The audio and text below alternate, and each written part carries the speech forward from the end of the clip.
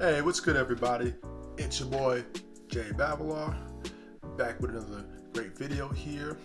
Before I get into the video, just want to tell you, quickly remind you, you can get my book, Black Serviceman, Black Veteran, available on Amazon. I will post a link in the description. Also, want to quickly remind you, you want to get the rating you deserve. You can book a consultation with me. I'll put the link in the description, so we can talk. You need help with a CMP exam. You need help with your claim. I want to help you get the rating that you deserve. If you're at 50%, I want to turn that into 70. If you're at 70, I'm going to turn that into 90. If you're at 90, I want to turn that into 100. So book your consultation. What you waiting for? So today, what do I want to talk about? I want to talk about how to put a winning strategy together for 2022. Yep, we're in the new year. Also, just want to wish you a happy new year. Hope your holidays went well. So let's get into the video here. How could you put a winning strategy together for 2022? Well, okay. First, obviously, what are you going to claim? That's where you start putting your strategy together. So first off, let's just say if you do not have medical evidence, you don't have a formal diagnosis from a doctor or a medical professional, you want to go see your primary care. So who can you get your medical nexus from? Who can you get a medical opinion from? Okay, you can get one from a nurse practitioner, a physician assistant, or a medical doctor. Those are three, with the exception of a mental health claim, which you would have to get from a board certified psychiatrist or a psychologist. That a medical doctor can't write you a nexus from medical health. So the first thing you want to do is, if you have a primary care physician that you're comfortable with, get medical evidence from your primary care physician. Maybe even a VA doctor, if they feel comfortable writing one. I know a lot of them don't write it. They consider it a conflict of interest. So, let's just say you have insurance through your job. They have a list of what's covered from your insurance and who your insurance will recognize. So go through the list, find a list of primary care physicians, and call the doctor. Hey, listen, I have a disability. I'm looking for a medical nexus or independent medical opinion. I have a DBQ here that you can write for me. DBQs are on the VA website, and see if they feel comfortable. Some do and some don't. So if they feel comfortable, make that appointment for as soon as you can, as your schedule will allow for you. Go ahead, get that filled out. So now you get the medical nexus. What do you do next? Next thing I would say to do is write a personal statement in support of a claim. So that's the form where also you can also get a buddy statement out, and I'll touch on that shortly. So you write your statement in support of a claim. For example, you're claiming tinnitus, right? Boom, you write, hey, my tinnitus was caused by in-service. I was in the Navy. I was on an aircraft carrier, working on the flight deck. Doing flight quarters. The fighter jets would come in. I had hearing tested, but it caused me to have ringing, buzzing noises, hissing sounds in my ears because of it. As a result of that, you can write that. You write all your symptoms and why you feel you have that disability. You put that along with your medical evidence. Boom. You put that together, send that to the VA. So the next thing you want to do is be proactive. Once it's uploaded to your e-benefits or va.gov, start looking at it, be proactive. Next thing I would do is call the VA. Once it's in the development stage, the gathering of evidence stage, you'll see that on your e-benefits. I think you'll even see it on va.gov. I would give the VA a call. The 1-800-827-1000 number. Give them a call. Boom. Hey, listen, I'm just trying to find out the status of my claim for tinnitus. And they'll say it's in development stage. They'll read the little statement to you. Now you can ask them, hey, are there any CMP exams being scheduled? They'll say, yeah, we're processing an exam. And they'll tell you who it's through. They'll tell you, A, it's through one of the third parties. That's QTC, VES, or LHI. If not that, it'll be through your local VA. Oh, here's a tidbit. Just to go back to the statement in support of a claim, what you can do. If, let's just say, you want to go through your local VA, you can actually request it on your statement in support of claim. If it's CMP exam, I'm requesting that you do it through my local VA. For example, I'm here in North Jersey, so when I request when they ask me for a CMP, if the CMP exam is needed, I'm requesting that you do my CMP exam through the Bronx VA Medical Center, which is usually the VA center that does my CMP exams. Why? I feel comfortable there.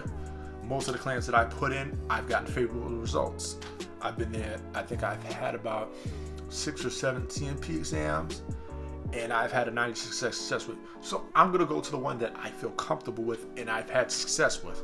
So that's why when I write on my personal statement, I'm requesting it through there. So, just a little tidbit. If you have let's just say if you went through your local VA hospital or clinic and you've gotten a favorable exam, you can actually request it again. You may even get the same doctor. So if I were you, and that's where you're getting favorable results from, I would go right there. So you want to be proactive in that regard. Now they'll tell you, hey, now when you're calling for your team, they'll tell you now what they can do, either they can connect you there or you can call yourself. Let's just say, okay, they're scheduling through QTC. You can, all right, thank you. You have a good day. They give the hospital. You can call QTC and say, hey, the VA said they're processing an exam through you guys. Do you have everything? And they'll say, yeah, we have everything here. Hey, here's the days we have available. And they'll actually schedule you through the phone instead of you waiting for them to call you and schedule the exam. That's you being proactive. This way you can kind of speed up the claim or try to fast track as much as you can. Try to control the things that you can control, as opposed to just leaving things a chance and wait for them to do everything. Because we know how the VA goes. They do everything a little slowly there. Next thing, once they schedule you for your CMP exam, make sure you go to your CMP exam. If it's, let's just say it's 45 minutes, it's an hour away, give yourself enough time to get over there on time. Let's just say, for example, it's an hour away.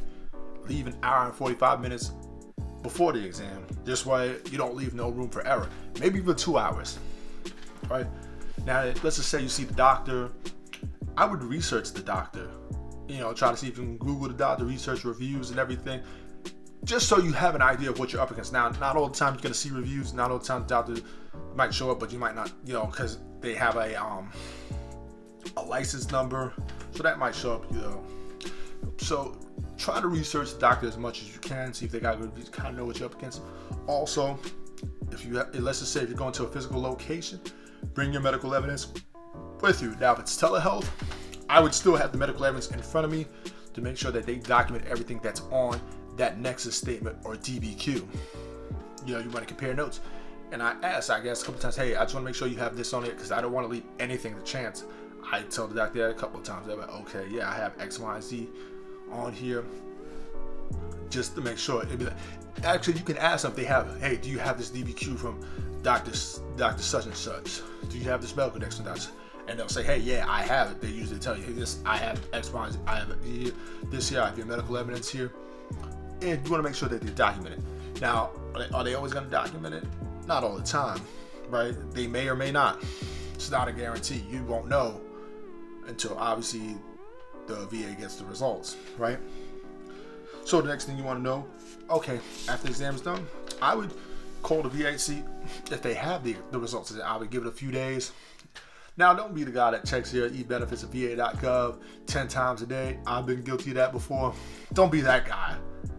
Check it maybe sporadically, maybe once or twice a day. You can call the VA, see what's that. Now, if they say, hey, we're in the decision phase, we got your CMP exam results. Here's what I would do next. Contact your local, whoever your VSO is.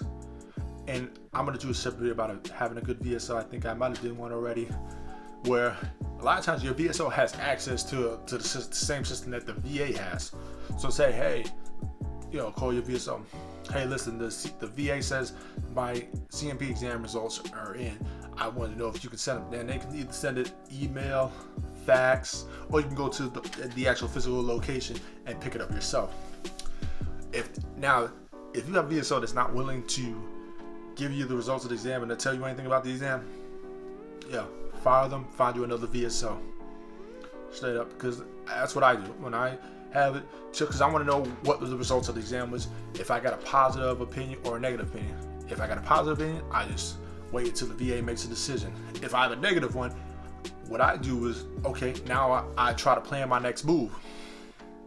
And I always tell my story of migraines. When I was going for my migraines claim, I was trying to connect the secondary to my tinnitus. A couple times. A couple times, doctors wrote a negative opinion, right? So I already planned my next move. I got the results of the exam, took it to my primary care physician. I actually went and got a neurologist done to look at it.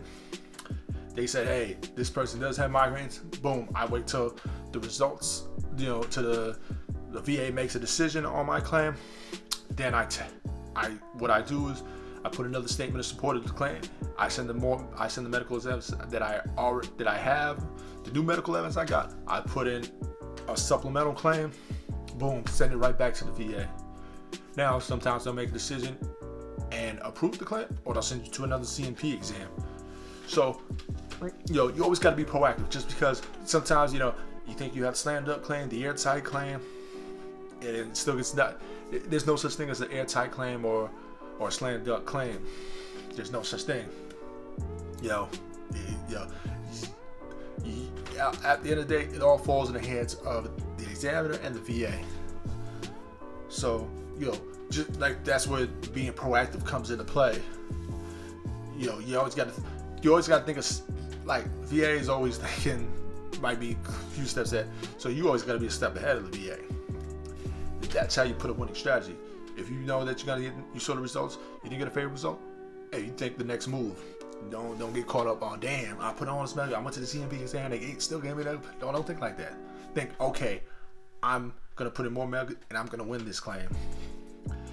That's how ultimately I won my claims, and that's how ultimately I'm at 100% right now. So I want to help all you get to 100%. So make sure you book that consultation. Link below in the description.